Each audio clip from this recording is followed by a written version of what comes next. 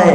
کہ جس طرح اللہ رب العالمین جل وعلا نے تمام انبیاء کرام علیہ السلام میں سے تمام کے تمام انبیاء کرام علیہ السلام میں سے افضل